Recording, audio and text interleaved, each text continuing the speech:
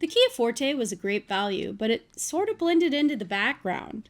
Now, its replacement is here in the form of the 2025 Kia K4.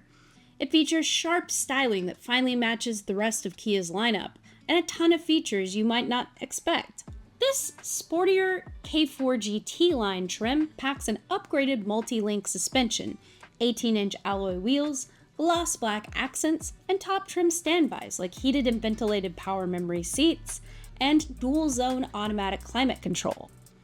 But the real fun is under the hood of the GT line Turbo, where turbo means exactly what it says. It features a turbocharged 1.6-liter four-cylinder, good for a tire chirping, 190 horsepower, and 195 pounds-feet of torque. And that's mated to an 8-speed automatic transmission. Were all of these upgrades worth the roughly $2,000 bump in price over the Forte? Here's 3 things I liked and 3 that didn't win me over. First of all, just look at it. This feels like a much more premium car than the K4 GT line's $26,365 starting price suggests. It's one of the most distinctive designs in its class, with funky lighting signatures in the front and the back, along with this chunky C-pillar design that makes it instantly recognizable from the side. In a sea of tame compacts, this one stands out without looking too garish. That premium feel continues inside the K4 GT line, where you're greeted by a set of dual 12.3-inch displays for infotainment and for the driver's instrument panel, plus soft touch materials galore. Front passengers get to enjoy comfy, 10-way power-adjustable heated memory seats, available in either a cool patterned cloth and synthetic leather combo or in full synthetic leather. Seat ventilation is also available for those of us who live in hot places. Even with the big screen, a series of physical controls in the center of the dash and on the steering wheel make it pretty easy to live with, albeit with one exception I'll note later. The second thing that felt upmarket about the K4 GT line was just how smooth it was. Another premium touch in the K4 GT line is its multi-link suspension, which soaks up the bumps while still offering predictable handling in the twisties. It's pretty fun to drive, especially with the more powerful engine. Independent rear suspension setups like this are an upgrade from the less expensive torsion beam suspension on the lower K4 trims. And multi-link suspension in general is something that a lot of compact sedans skip on lower trims or forego completely to meet a lower price point. But to me, this is what makes the GT line trims worth the extra dough. Both transmissions, the GT line CVT as well as the GT line Turbo's 8-speed automatic, were also smooth operators. Now, I'm not a fan of CVTs with programmed-in gear ratios because it's usually smoother and more efficient for it to just act like one variable ratio gear. However, the ones on the K4's CVT were so smooth and so quiet that I hardly noticed them. The extra soundproofing effort that Kia put into the K4, including dual-layer carpets and the available acoustic windshield glass, probably helped a bit with this too. The GT line Turbo's drivetrain is a little less quiet when you really stomp on the gas pedal, but that's to be expected in an even sportier trim. Starting at $29,265, this is an incredible value for a turbocharged performance trim. Both the K4 GT line and GT line Turbo feature a sport mode, which firms up the steering feel and increases the accelerator response, but even this didn't lose the smooth character of the K4's drivetrain. Overall, it's a composed package that fits the more refined character of the car.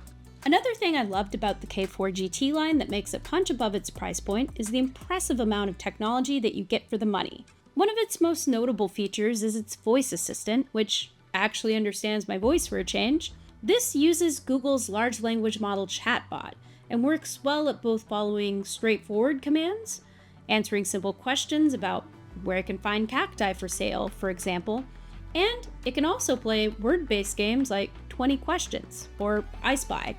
There's an impressive suite of safety tech and driver assist features that all function pretty smoothly without being too jarring or distracting too.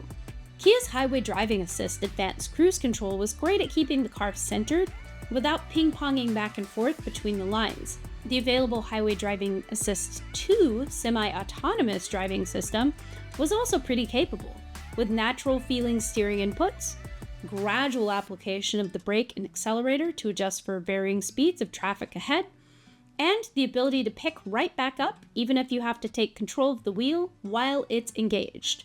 Some of these extra features are great for managing a larger than average compact sedan, which the K4 is. The 360-degree surround view monitor and park distance warning options make parking the K4 an easy task. Plus, the rear side camera view that comes up when you hit the blinker makes monitoring your blind spots easy.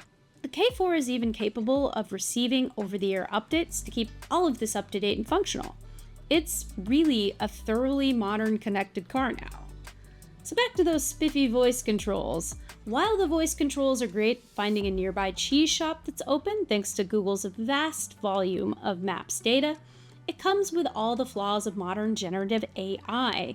Ask too complicated of a question and it will simply hallucinate an incorrect answer.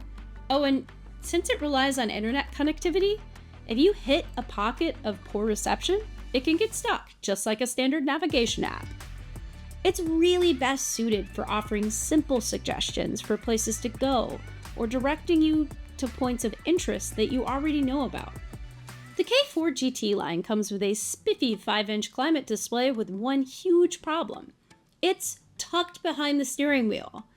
While you have rocker switches in the center of the dashboard for fan speed and temperature, the display showing you current climate control settings and offering the more granular climate controls sits right behind the upper right edge of the steering wheel.